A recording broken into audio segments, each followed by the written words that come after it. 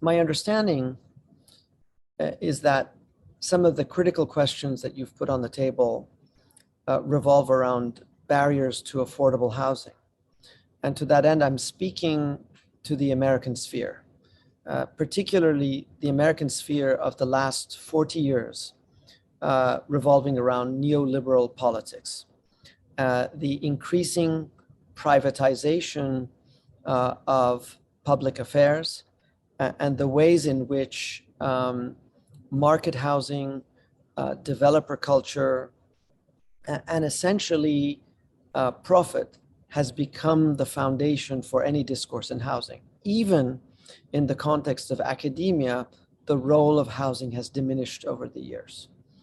So this has prompted us to look at housing in a much more profound way as forming the connection between architecture and politics.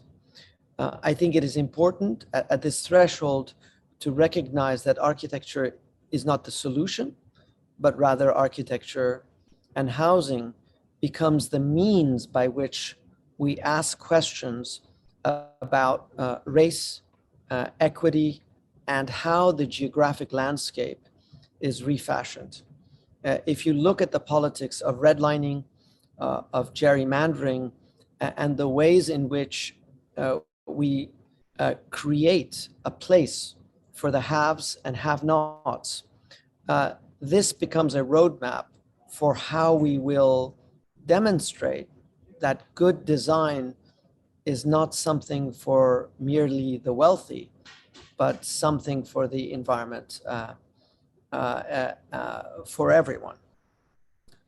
In tandem with this, the neoliberal politics have revolved around two or three spheres of investment in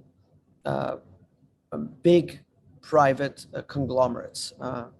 They revolve around fossil fuels, big pharma, and big agriculture. These three spheres, more often than not, are not sustainable and produce conditions by which the living environment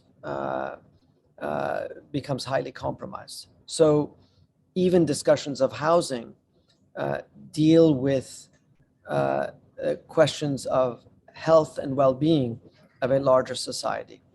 I think this is an opportunity for us to use housing as a mechanism to bring together questions of politics, the politics of the private realm and the public realm in tandem.